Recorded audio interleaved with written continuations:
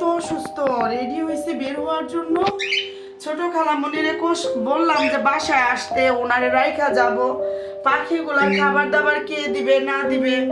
হ্যাঁ, আর আন্টি এখনো আসতেছে না। এর মধ্যে আমার এত মাথা ব্যথা উঠছে, কখন আসবে এই বরকা পরে কতটা সময় বসে থাকা যায়, একদম অসহ্য হয়ে যাইতেছে। দেখি আমি একটু রেস্ট নেই, এর মধ্যে হয়তো আন্টি চলে আসবে।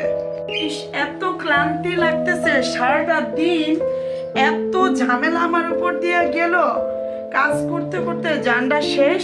আর এখান দিয়ে খবর আসলো যে হাসপাতাল যাইতে হবে। রাত্রে হাসপাতাল থাকা কতটা যে কষ্টের আল্লাহ ছাড়া কেউ জানে না। মাথা ব্যথায় আর ভাল লাগতেছে না।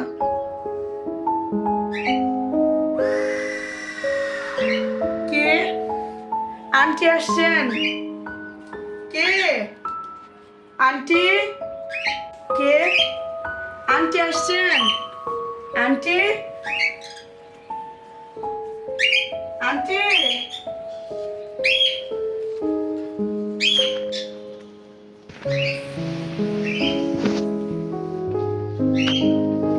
আজব তো, গেট বন্ধ।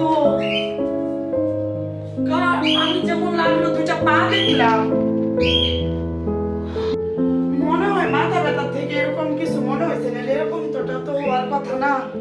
ওরে মাথা ব্যথা উঠছে, আল্লাহ কেমনে হাসপাতাল যাই, সারা রাতের ব্যাপার, কখন আন্টি আসবো। কত বাজে তো যা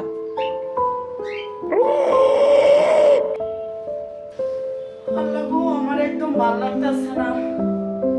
যাই আমি ওই রুমে যাই, একটু রেস্ট নিই আর একটু।